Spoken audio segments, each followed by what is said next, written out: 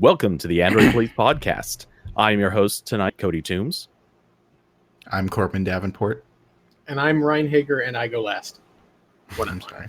And I also coughed while Cody was introducing. I'm sorry. This is like in the credits, like in Star Trek, where they do with or and Ryan Hager to indicate that the person who's last is actually the most important. You're like Danny DeVito in It's Always Sunny. Wow. With oh boy. Ryan Hager. Good times. Okay. Hey, as long as it works, right? Yes. Yeah, go ahead and take this one. Okay. I know you already have things to say on this one. I do have things to say. So our first news topic tonight is kind of interesting because we don't usually talk about silicon and processors on here because there's usually not a lot of super interesting stuff unless you're really into that. But Qualcomm announced a overclocked version of the Snapdragon 855, which is their mainstream flagship processor, and it's called the Snapdragon 855 Plus. Not difficult to keep in mind. So they said a lot of big words about this chip, like it's good for 5G and gaming and XR. I don't know what XR means, but it's apparently very good for that. But really what it comes down to is that this is just a very slight speed bump over the existing 855. So the 855 has its CPU cores are clocked at 2.96 gigahertz. That's on the Plus.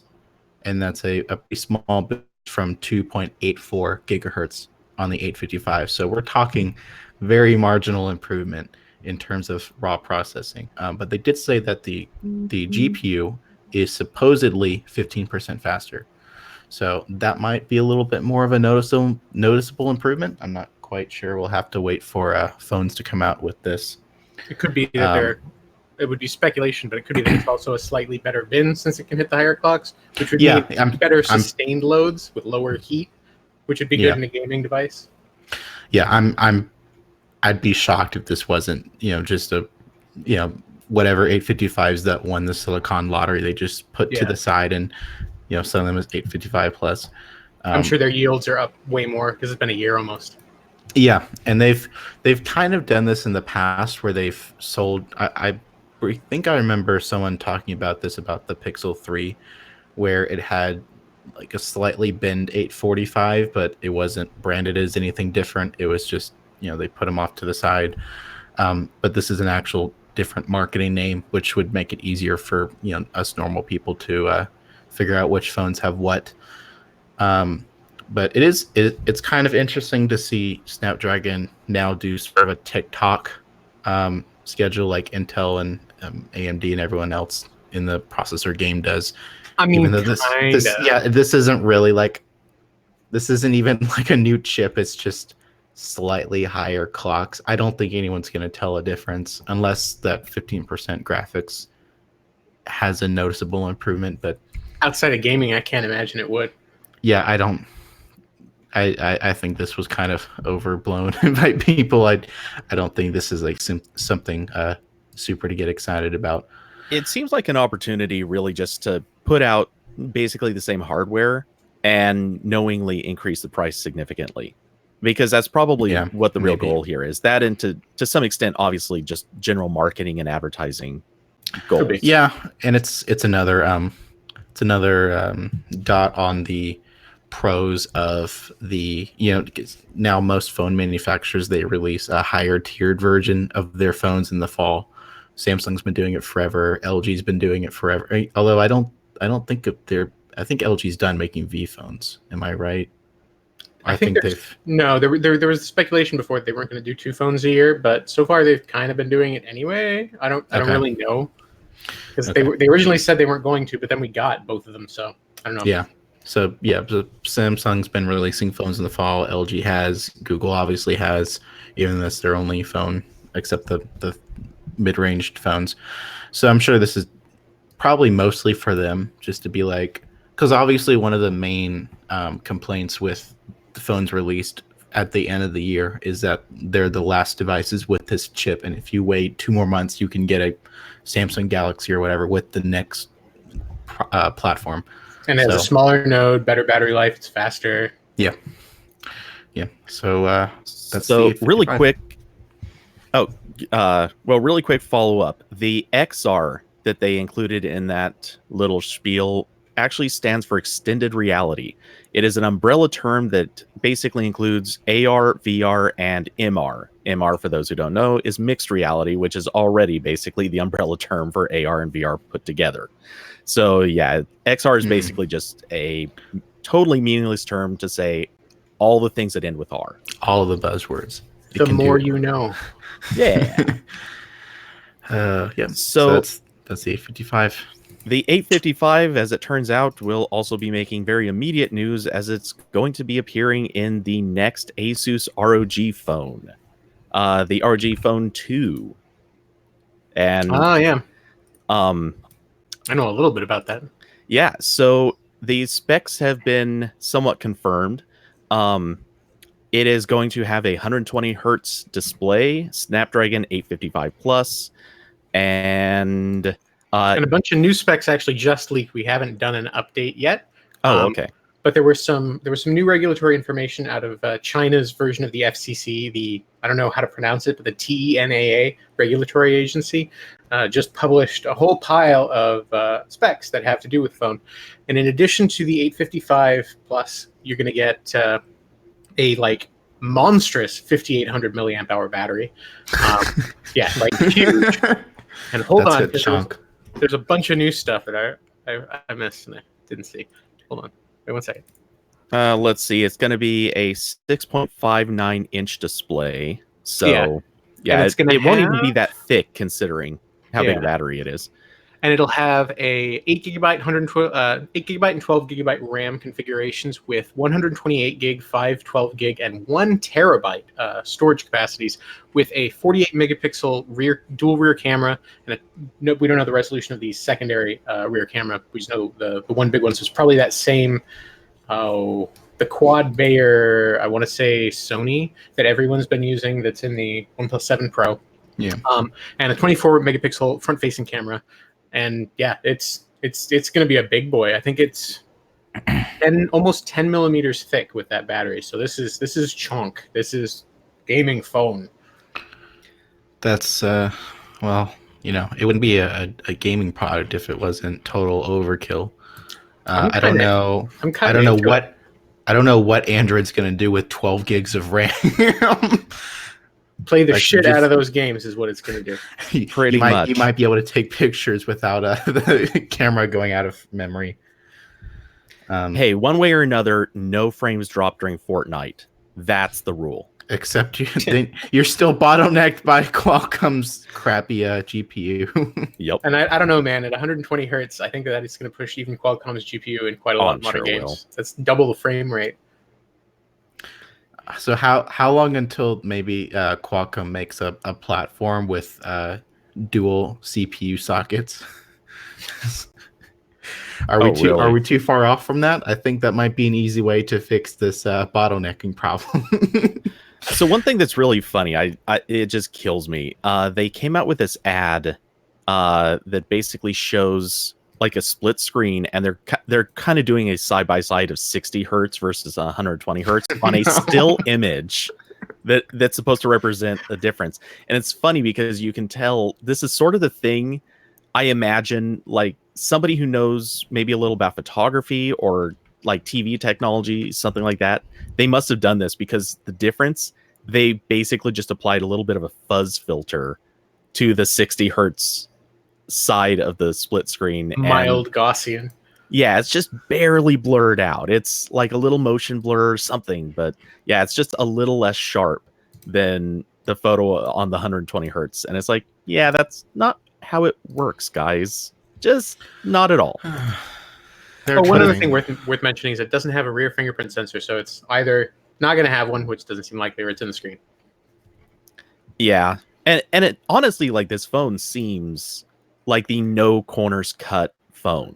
Like they threw in everything they could find. I'm wildly curious to hear how it performs because the specs are really interesting, even though it's like the ugliest thing I've ever seen. I hate that extreme gamer aesthetic. It is just barf. It is just garbage design. But the internals and the specifications on paper sound like it could be a really cool, really interesting enthusiast grade phone. If the ROM isn't terrible, if. Yeah. Well, I don't know. It's Asus has been on a roll with the Zenfone 6, so I at least hope they can keep it up, because it's always nice to have more companies. Can you even get a Zenfone 6 in the US yet? No, there's pre-orders are supposedly opening at some point soon. But from what I've seen, like it's been sold out in Europe everywhere for a long time. So I assume they're doing good, or they're making like 6 of them per batch, which is, I'm sure that's what Google does. But yeah, so yeah, it is an ugly phone though. But so ugly. I mean, yeah, I mean, I wouldn't want it for myself, but I'm not totally going to judge this, because if it fits in with the aesthetic that you already like or have, big deal. Yes.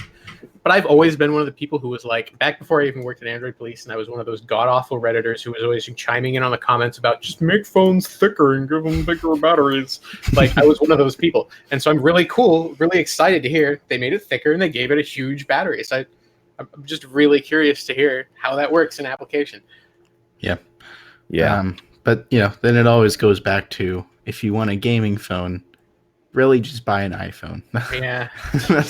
that's sadly what it comes back to. 12 gigs of RAM, the iPhone will probably still run Fortnite better. Yeah. I picked up an iPad Pro, and man, iOS is real nice. It's so smooth. Everything's fluid, everything's faster. It just beasts through stuff that Android would drop frames on.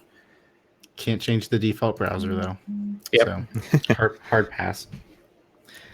So, if you've enjoyed listening to the podcast so far and would like to help support us and help us keep this thing going, by all means, we would appreciate it if you would subscribe at twitch.tv/AndroidPolice. Subscriptions are free to Amazon Prime subscribers. You get 1 subscription per month.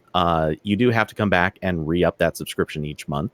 Subscribers will get access to the infamous Rhine emoji, which is going into chat right now. And, it basically costs you nothing outside of that Amazon Prime account. And of course, we do welcome paid subscriptions. We welcome bits, all the usual stuff. We'll throw the PayPal in the description. We take Bitcoin. Oh, hey, yeah, if you got Bitcoin, just send them to me. Just send them personally. Brian will give us a cut. Okay. Yeah. We'll hope. But yeah. Anyway, details for linking your account, your Twitch account and your Amazon accounts together are in the description of the channel. And if you're listening to the audio version, just check out the suddenly I'm blanking on what that's called, but the episode notes. Oh, it was right there. Show notes. There yeah, you go, tip of my tongue. It was almost there. Yeah, Cody's just having a little dementia episode. Just please excuse him.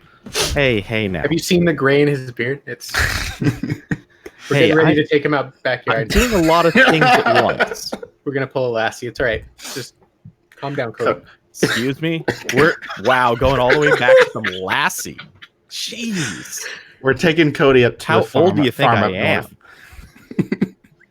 I mean, come on. This is more like a who was the damn it now. I'm totally feeding into it. I'm trying to think of the name of the quarterback that retired like several times because he was too old to play. Oh, is that the Boston one? I live in Boston. The Boston guy. I don't know his name. Well, this has happened like 10 times, but I want to say Tom Brady, but I don't. That's it. That's the one. Okay. Yeah, pretty sure.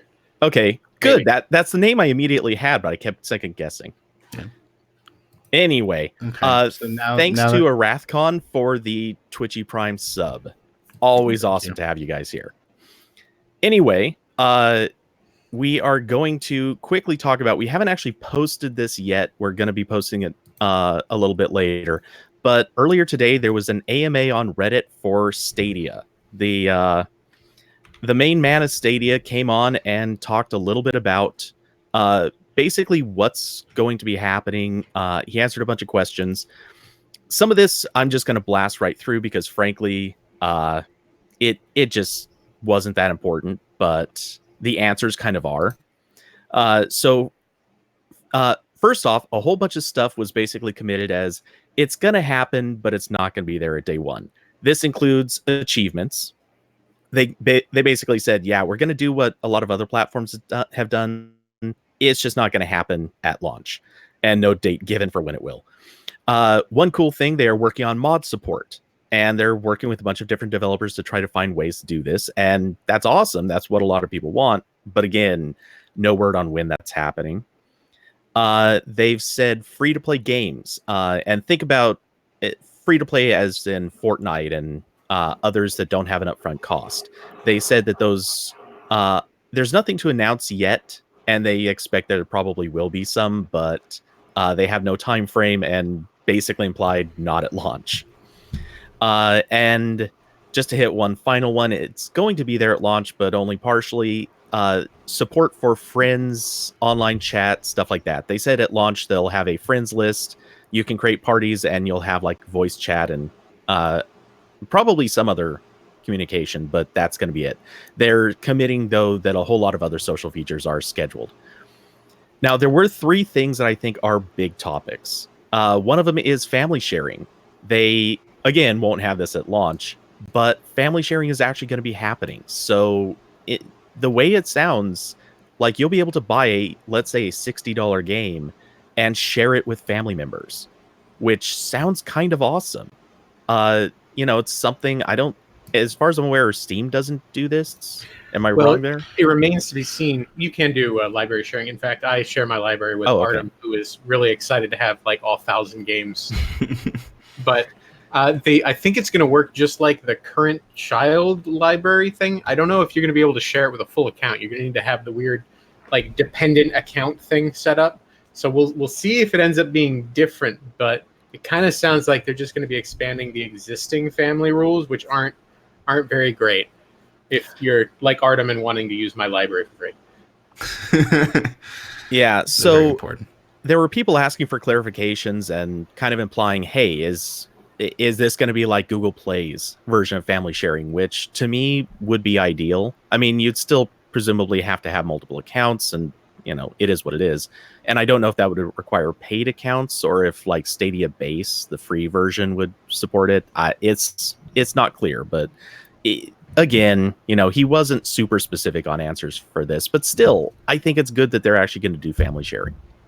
The most interesting thing that I saw was the game save export functionality. Yeah, that's what I was saving till the end of this. Oh, I'm sorry. But well, no, let's just hit that one now. So I thought that was by far the most important feature that they revealed. Yeah, so it's going to support Google Takeout. So straight up, you'll just be able to download your game saves and metadata. Wait, what? I just said that's funny. It's Google Takeout. It's like, oh, here's your data for Gmail and photos, and then here's your Assassin's Creed save. Hey, why not? Yeah. But yeah, so they made it pretty clear, like you'll be able to take this stuff and presumably be able to move it to other platforms if those platforms in any way, shape, or form support that. Basically, PC and nothing else. But it's also kind of limited because you can export your saves, but if you bought a game and they go under, you don't get to keep the game. Yeah. Well, now, okay, so that was explicitly dodged. Yeah, he did not say anything about that in one way or another. He was very clear that what will happen with your metadata. He gave absolutely no words regarding like, will you be able to take your games with you? Will they give out keys if Stadia goes down? Nothing was said. So it kind of sounds like they know that they're not going to give that. Yeah. So are you telling me this is like a OnePlus AMA situation where all the important questions were conveniently skipped? No, he just picked and chose which parts of the questions he wanted to answer in cases like that. Yeah, I see. It was actually pretty good AMA. Oh, yeah. I liked a lot of the answers, and he hit stuff. We're not going to mention it here, but he hit stuff like controller support and Bluetooth headphones if you're using the controller. And also discussed like UI, a couple of UI choices, like what not just controller support, but like what other platforms you'll be able to play on, the Shield, various types of computers, TVs, so on and so forth. Like in the premium tier, the way that keeping games in your library will work. Oh yeah. Or in them with like each month, they're going to do like one free game a month ish. And as long as you say subscribe with the higher premium tier, they will accrue in your library. And if you unsubscribe per period and then resubscribe, you'll get them back, but not the ones you missed. And they said that before in the Google support article they updated like 2 weeks ago or something. They mentioned that, and that's also when they mentioned like they would support multiple controllers paired to the same account for when you're doing local multiplayer games. Like I think like the only one I can think of that would probably apply to that is Just Dance.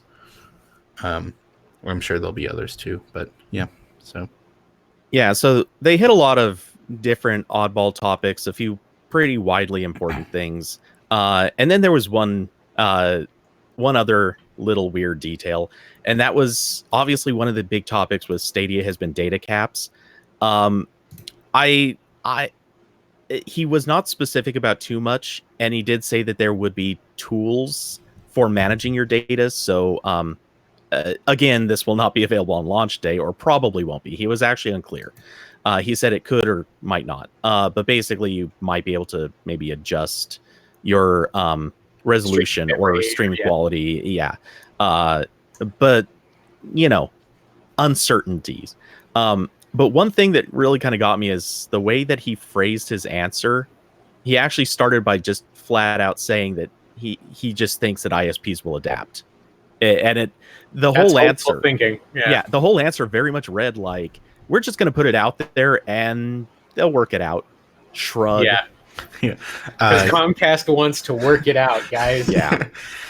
They've got no net neutrality rules holding them back. Get ready for the Xfinity gaming tier that won't count Stadia data towards your cap, and it'll be $50 a month more.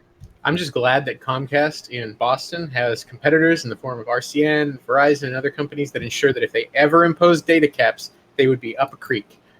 Because I feel bad for anybody who's in a captive market where they are imposing those caps. Hello. Yeah. my name's Corbin. Xfinity's our only ISP. Yeah. I'm having a very fun time. My internet cuts out constantly, but I don't know if that's my router or something else. It's been fun. I'm dealing with the same stuff. I had to flash DDWRT today so I could get more detailed logs because I think one of the devices on my network is freaking out. Is it like when Artem's Wi-Fi was getting hammered and it was like a Chromecast that kept looking for a network? I think it's something like that because a couple times during the day it'll just like totally seize up the router will, and I'm like, I can't get logs out of the default Netgear thing on my R7000, so I flashed DDWRT so at least I can pull data. I have it writing externally the logs, so next time it happens. Unfortunately, Comcast makes us use their shitty router black box that's probably logging every bit of data about me it possibly can. You can turn those into bridge mode and use your own router. Yeah, that's what I'm doing. I do that all the time, yeah. Yeah, but it's still terrible. Isn't it great that we have a bunch of stuff in our homes that DDoS is us on its own? Yes, it's the future we all deserve. And Speaking of the future. I was going to say it, Cody. Damn it. Oh, you took too long. No, I didn't. Speaking of the future, the Galaxy Note 10 Plus. But no, I'll let you intro. So we already knew a little bit about the upcoming Galaxy Note, or should I say Galaxy Notes, because there's going to be a lot of them. There's going to be a Note 10 and a Note 10 Plus and a Note 10 5G and some tiers in there. There's going to be a lot of SKUs. I'm already confused, but we did get some pictures of the Note 10 and 10 Plus, and they do look very pretty. If you don't care to click on the links in the show notes, basically it looks like a Huawei phone with a edge-to-edge screen on the front, and it's kind of doing what the S10 does with the camera island in the screen, but now the camera is centered. There's just a single camera, and the cutout looks much smaller. It does look it's a bigger phone, so I think it might just be bounced out. Yeah. And obviously the S Pen is still there. At least 2 colors will be available at launch: silver and black, and they both look like they're kind of the Huawei mixed colors kind of aesthetic that everyone's copying these days. And we also got a few more tech details about the Note 10 Plus, mainly that it might support charging up to 25, or I'm sorry, the base Note 10 will support charging up to 25 watts, and the larger Note 10 could support up to 45 watts, but it will supposedly only come with a 25-watt charger in the box. Even though you're probably going to pay $1,200 maybe for this phone, you don't get the fast charger in the box. That's what we call pulling an Apple, where Apple supports quick charging, but they don't put that cable in the box. Yeah, for real, I genuinely cannot imagine how much it must, like, what more could it cost to include that in the box? You'll get a pair of Galaxy Buds with your Note 10 Plus, but they can't throw in the fast charger. That's just too expensive. I don't know, 45-watt chargers, especially Type-C chargers, if this is going to be via PD, we don't know which spec this is being delivered via. They are non-trivially more expensive. Even the Anchor Atom here, which I love, the Anchor Atom PD1. It's very cute. And it's a great charger, really, really high quality in our tests. But this only does 30 watts, and it's reasonably expensive. To get up to 45, you got to shell out some decent cash, especially if this is PD and it's doing like 15 and 20 volt rails. Then, yeah, they get a little more. I get that the protection circuits cost more, and obviously just general capacity support is and going they're bigger to cost more. Physically. Yeah. All that being said, I have this funny feeling a lot of people would probably even just trade those Galaxy Buds to get the better charger. Probably. And it's also not going to have the Snapdragon 955 Plus. 855. 855. 955. Wrong number. Yeah. Which again is like, this is going to be a very expensive phone. I feel like it should have every single imaginable thing they can put in a phone. Give me back put an IR blaster in there, replace, pop the back off for replaceable battery, all the things. Yeah. Suddenly it occurs to me that might not have actually been a choice they had. It's possible that this phone has just been in development so long that they didn't really have access to the Plus model until it was already too late. So they might have just backed off and given up on that one. Yeah. Or it could finally be some hope that they're going to unify software development between the Note and the Galaxy S series, but that's probably wishful thinking. It could also be Samsung went to Qualcomm and we were like, we want to make a Note 10. Do you have enough 855 pluses? And Qualcomm was like, no. That actually makes a lot of sense if this is just an up-bin processor that they're Samsung always gets first dibs on the new Snapdragon chips.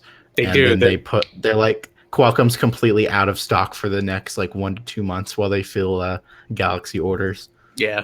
But if they can't make them fast enough, or they're worried about quality control, that might be a reason that they could back off too. And thanks to Dayton Combs for his 6 months of Twitch Prime subscriptions. And he said, can't wait for the Note 10. Mm-hmm.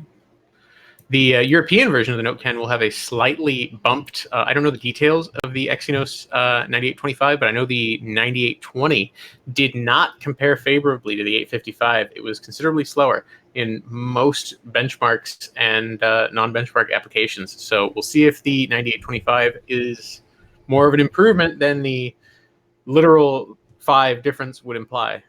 But yeah.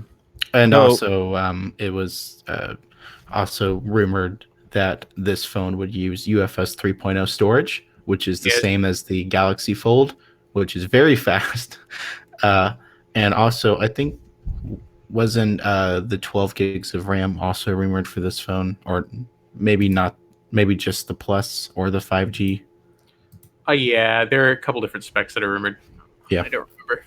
It will have all the things. Except a headphone jack. You don't get those. I'm sorry. I was curious that the charging speed on the bigger model was roughly doubled, because I know that the way Oppo does their Super VOC, however it's pronounced, charging, is that they use 2 separate battery cells that can be charged at effectively in parallel at twice the speed. If one has a given C rating and the other has a given C rating, you have twice the C rating when you're charging both of them together. Mm-hmm. So it seems like that the reason the Note 10 is able to pull, if it is able to pull the 45-watt charging, fact that it's roughly double would mean, and we'll see if Jerry Rig Everything does a teardown, but I bet it has 2 physical battery cells inside of it. Yeah, well, I'm sure Samsung's gotten really good at that, making the Galaxy Fold, which had to have 2 separate batteries for obvious reasons. Yeah. So speaking of Samsung devices that use a stylus, sorry, man, you and I are just like, I'm sorry, there's that timing thing. But yeah, Samsung is they're working towards the Galaxy Tab S6. So it looks like it's a straight up taking on the iPad tablet. Yeah. So Samsung Good luck. Well, yeah, exactly. I'm getting to that. But yeah, so Samsung makes a ton of garbage tablets, but the S series has always been like we're trying to compete with the iPad model. The S4 was kind of weird because that was when they were trying to push DeX, except DeX on that tablet was horrific. It wasn't very helpful at all, and the Tab S4 still cost a lot of money. Was that the one that David used for like a month exclusively, and he was just raging about it in Slack, like constantly? Oof. Yeah. So, yeah. But Samsung's the only company left now making tablets with the 8 series Snapdragon chips. So if you want a high-end Android tablet, Samsung is now the only game in town, pretty much. But yeah, so this has a Snapdragon 855, maybe 6 gigs of RAM, Android 9 Pie, 128 and 256 gigs of storage, has an S Pen, all that fun stuff, and it looks like a tablet. I don't know how to how to describe that further. The S Pen, the bezel shapes and the cutouts for the speakers, it looks like an iPad knockoff. Like a great iPad rip. Yeah. Yeah. The one kind of interesting thing is that now there's like an indent in the back for the pen. This isn't like the Note phones where it like slides up into the phone. You just pop it on the back, kind of like how you pop the stylus on the side on the iPad. Just a little bit like that. But yeah. So well, I wonder if it will. You can't tell from the pictures, but I wonder if it would sit flush with the stylus actually in that. No, it really doesn't look like it. That's a very it's hard to imagine that, but you got that's curious. Really annoying. Yeah, like I think even terrible in application. I think even the iPad, you can when it's like attached to the top, you can still like lay it on a surface. Right. This is like the ultimate camera bump where like you put your tablet on a flat table and it just like is completely angled the wrong way. On the other hand, that's actually not the worst thing because it makes it also easier to pick up. I guess. But cases are going to be a problem. Those folio style cases with the keyboards, which are the best. I was going to argue cases you're going to want to put this thing in a case. Because you're going to have a big hole and not all the cases. Well, you're not. Every case is just going to have a different spot to put the stylus. I thought it charged via, or I would assume if they're really trying to compete with Apple, that it's going to charge via that location. It's hard to say. So if you put it somewhere else, you like eliminate all of the benefit of having it with the damn thing. Yeah, I'm not sure. That would depend if this is maybe they're going with a passive stylus. I'm not sure what the Tab S5 used. Well, I imagine just because they've given up the passive stylus on the Note series, so all of them are charged internally. Yeah. Well, the last 2 of them have been. At least I know the last one was, because it has a super capacitor, and that's really cool. Yeah. So anyway, general point is probably not passive. It's so tough to be sure. Anyway, it's a tablet. We'll get more details on this one. No one's going to buy it anyway. Tablet. 3 people are going to buy it, and who cares? Pretty much. It's an Android tablet that costs more than $50. Everyone's out. It's not a Kindle Fire. It doesn't matter. At least it comes with the Play Store, though. So there you go. All right. Well, Corbin, this next topic's just all you. Yeah. So Google's been on a crusade of removing sketchy apps from the Play Store as of late. And the latest victim is the TouchPal keyboard, it comes on a lot of phones. I know it came on HTC phones for a long time. I think maybe ZTE too. You call it a victim, but no, I mean, yeah. So yeah. Anyway, so TouchPal is developed by a publicly traded Chinese developer called QTech. And a couple months ago, there was a report from a security firm Lookout that found 238 of the company's applications had adware plugins built into them that caused ads to appear on the lock screen and other apps, even when the apps weren't running at all. So that wasn't great. So after that, QTech started to update their apps to remove it, but there were still some that were updated that didn't have the malware removed. So Google took those down, and I guess TouchPal was one of them because TouchPal is still gone from the Play Store, and that's by far their biggest app. They make lots of other apps, but unless you're in China, you probably haven't heard of them. And QTech has also said that they called this temporary disabled from the Google Play Store. I'm sure the apps will be back at some point, but they were removed for now. And also, I like QTech had kind of like a little bit of a salty vibe in their press release. They said the reports were from a certain media outlet. They were didn't want to call out BuzzFeed at all.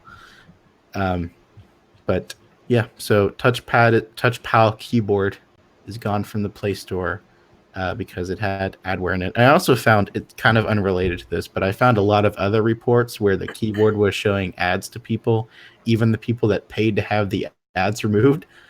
So it just seems like probably stay away from this. I saw a couple people in the comments were saying they use it because of like this, like a couple weird edge cases, but just use Gboard or whatever keyboard comes with your phone. It's probably better than this.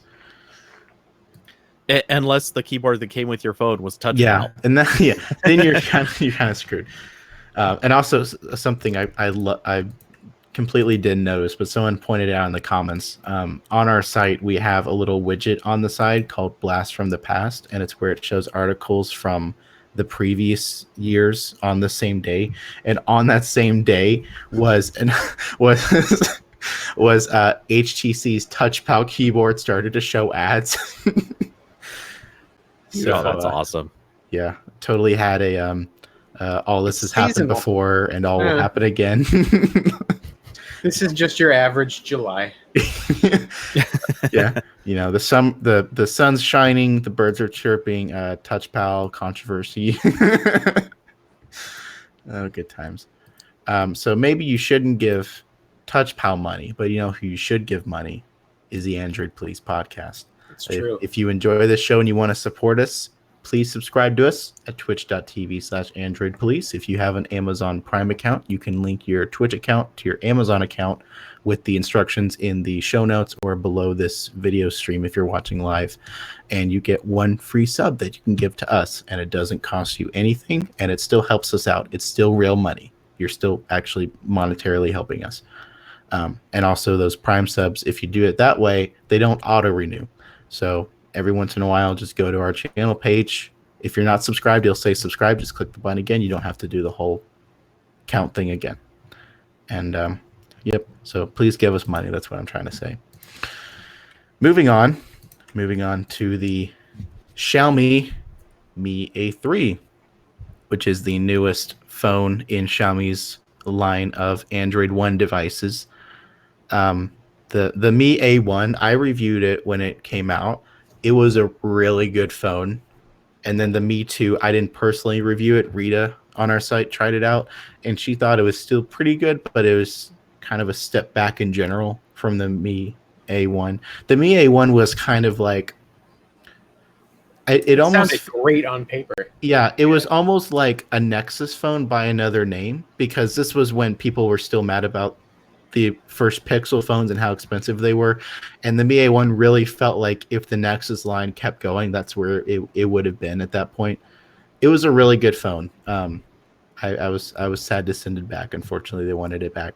But the Mi A3 it's kind of a weird device. Again, you can see pictures of it in the show notes or the Twitch chat, but it has kind of it has, again, that Huawei color back that everyone just loves now. Everyone's trying to make phones with that, and the front kind of looks like a OnePlus 6T with that sort of that raindrop notch. But it's a mid-range phone. It's got a Snapdragon 665, 4 gigs of RAM. It's the 48 megapixel main camera. It's also got an ultra wide 8 megapixel camera. It's got a 4,000 milliamp battery. Has a headphone jack. There you go. In-screen fingerprint sensor, because that's the new hotness. And a 720p screen. Yeah. So that's the real part that kind of twists my brain here, because the Mi A1 had a 1080p screen. That's the only thing I'm looking at the spec that doesn't fit. I know, it's so bizarre, and it's like a 6-inch screen too, so you know that's not going to look great.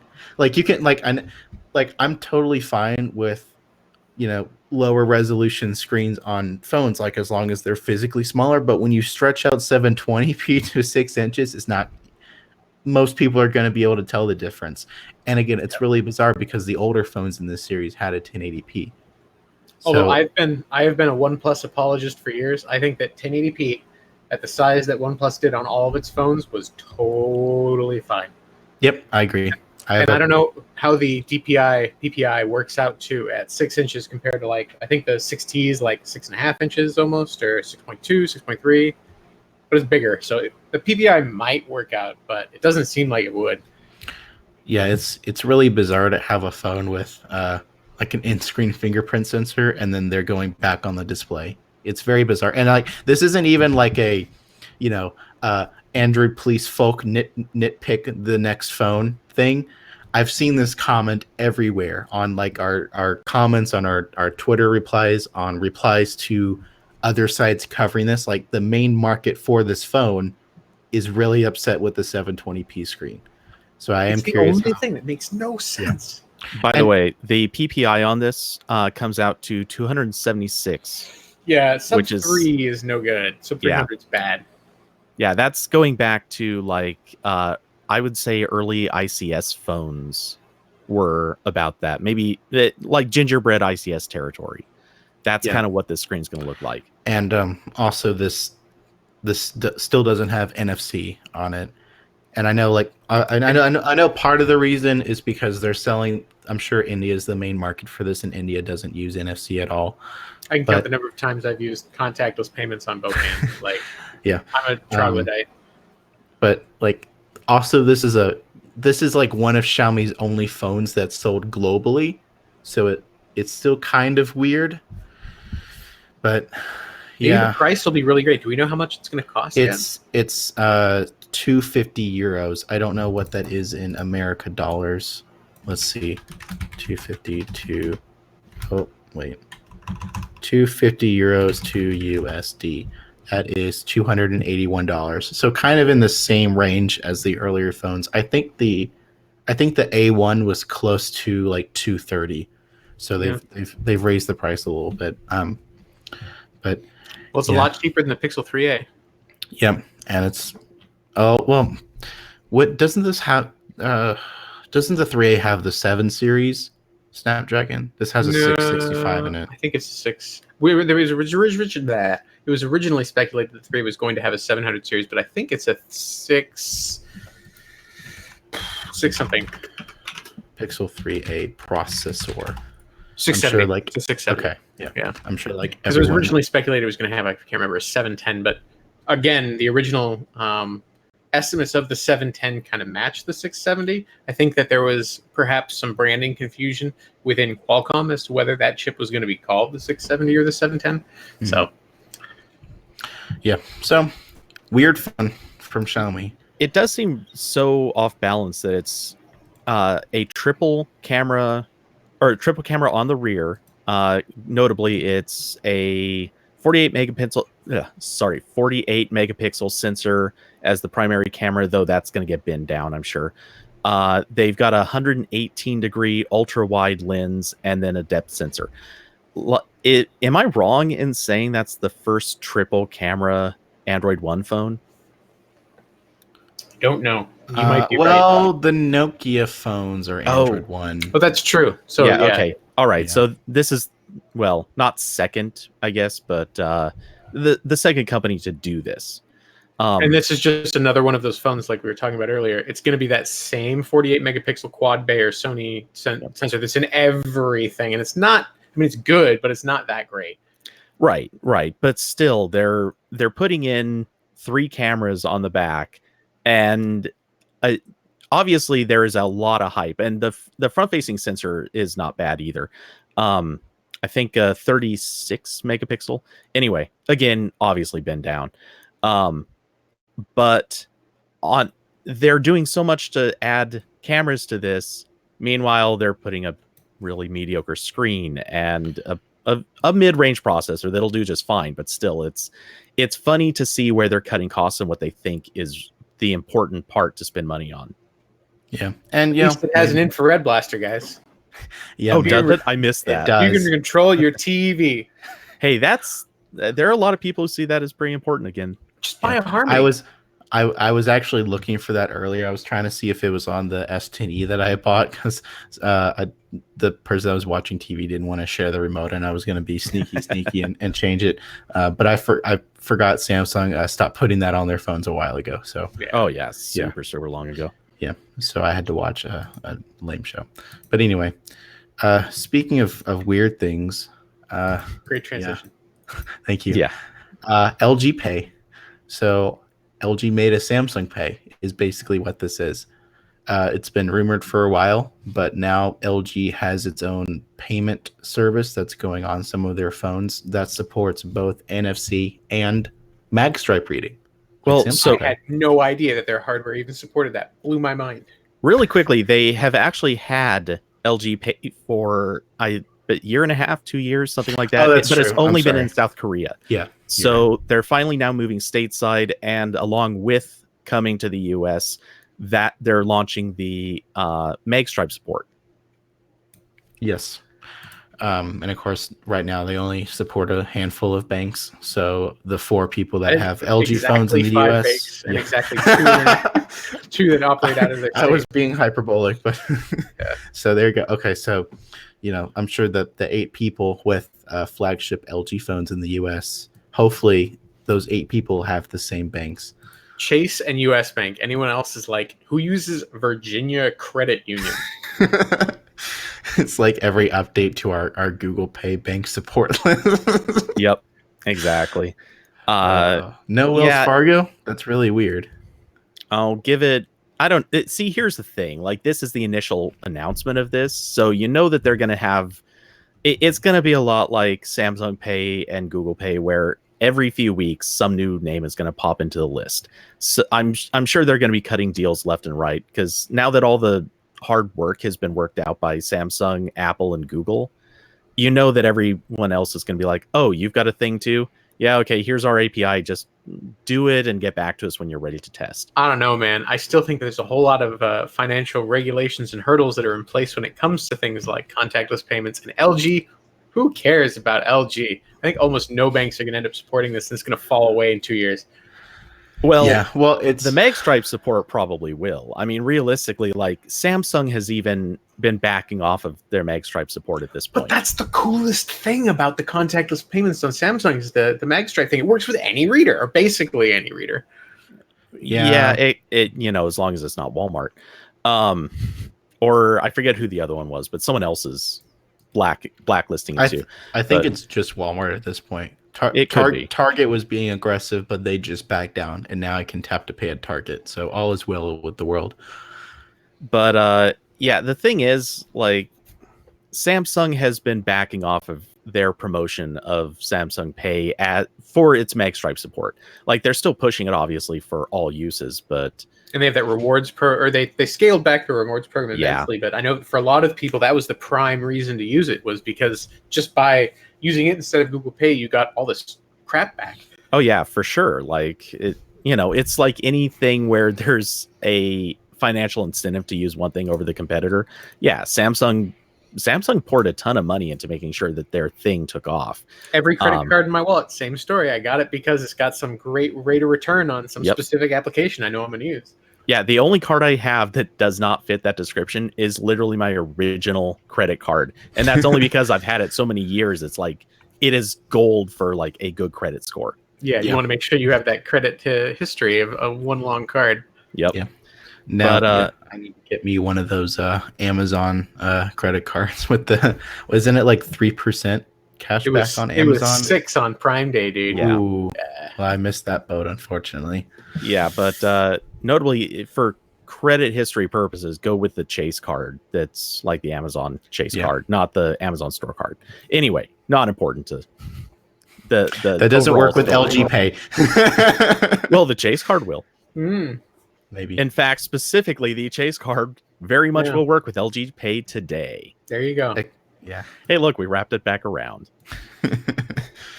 We're excellent at transitions today.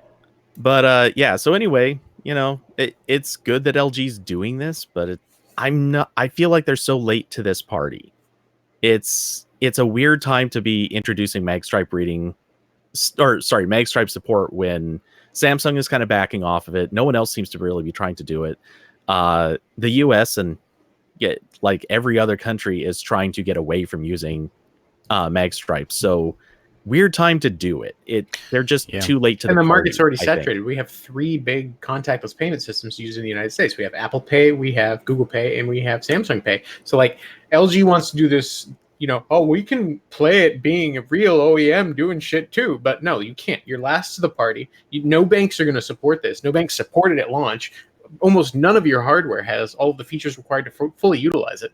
What's the point of doing this? It's just their misguided strategy being applied yet again to some also ran. Really quick, to be fair, they so right now this is only appearing on the what is it, the G8? Was it? But the MST is only on the G8, I believe. I don't know if it works with more apps in general. Yeah, so they're really I don't think it says if MST works, but LG Pay itself is promised for the V50 Think 5G, the V40, the G7, and the V35. Yeah. So just a handful of flagship level phones. Yeah. And those aren't the phones LG sells in the US. Yeah. Does LG really sell that many phones in the US? They sell on Cricket. Yeah. That's about it.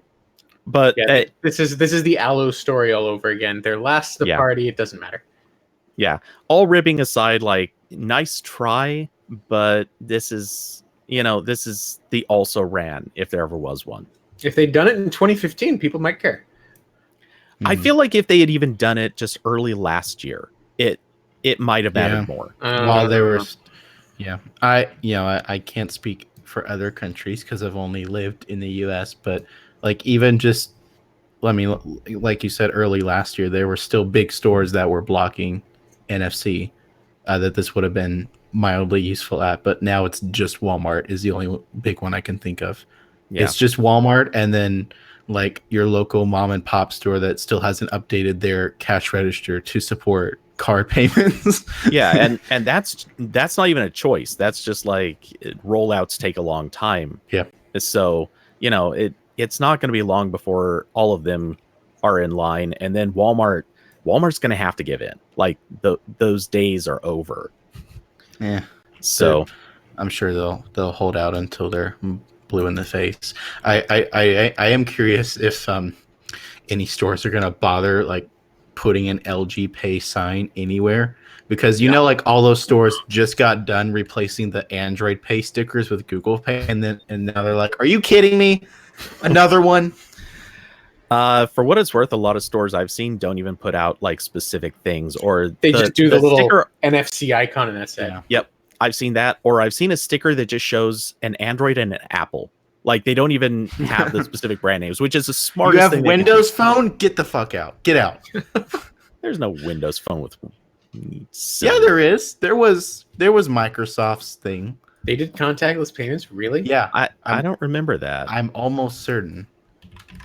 What Windows Phone even came out when contactless payments were still a couple NFC Tap to Pay is coming to Windows 10 Mobile with Microsoft Wallet 2.0. That was in 2016. And it was on Lumia 950 at least. So they announced it just before the platform died. Did it ever even land? Yeah, exactly. I think so. I don't know. The only Windows phone I ever had was like the cheapest one they made in recent times. So, yeah, my skepticism is high that this ever actually materialized in the market. At least they did it at the right time. 2016, it kind of like still vaguely mattered. Yeah, it was relevant. I don't know. Anyone else have anything to kick in?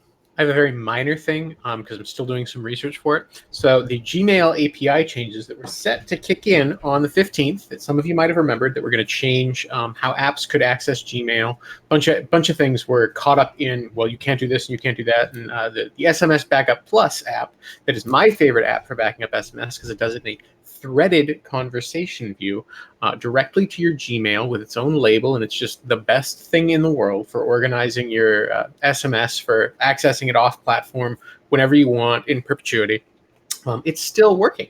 So either Google has silently backtracked about these Gmail API changes, or it's silently extended SMS Backup Plus a temporary reprieve or a permanent reprieve, who knows, but we are now several days past the 15th and it's still working. So who knows? In no way disagreeing. I'm just going to throw this in. Like, think about how many deadlines Google has given in just the last year. And it's like, Allo is getting shut down on this day. Google Inbox is getting shut down on this day. And then like a week later, people are saying, yeah, no, we can still get in. We're still using it. It's like all still working perfectly. Yeah, but I figured with an API change, it'd be like a quick switch. They'd just be like, nope, don't allow any more queries to this API unless they are, fulfilling whatever new obligations we have in place. But it is still working, so it could happen at any point in time from now on. But so you're saying SMS backup is on a stay of execution? SMS Backup Plus, which is in my opinion the best method of SMS backup, is on a stay of execution. It's still working for now. We have no idea if or when it will stop. And then it stopped right now. Yeah, really. With the release of this show, we regret to inform you. Yeah, there's a Google engineer listening to this. He's like, "Oh, I knew I forgot to do something. Forgot to flip the switch. Happened. My bad." Oh goodness. All right. Anyway. Well, if you've enjoyed the show and would like to help support us, please consider subscribing on twitch.tv/AndroidPolice. If you're an Amazon Prime subscriber, you get a free Twitch subscription every month. Just come back here, resubscribe. You do have to do that manually if it's with Twitch Prime. Of course, subscribers get the infamous Rhine emoji. And if you are a subscriber, you also get free or additional entries into our site giveaways, which... Some of them. Yeah. Oh, some of them? No, all of them. All of them. Okay, I was going to say, really? I didn't know there was a limit. Anyway, so yeah, all of them. And of course, this also helps us keep the show going. We appreciate you and love our subscribers. Of course, we love all of our listeners. And with that, good night, everyone.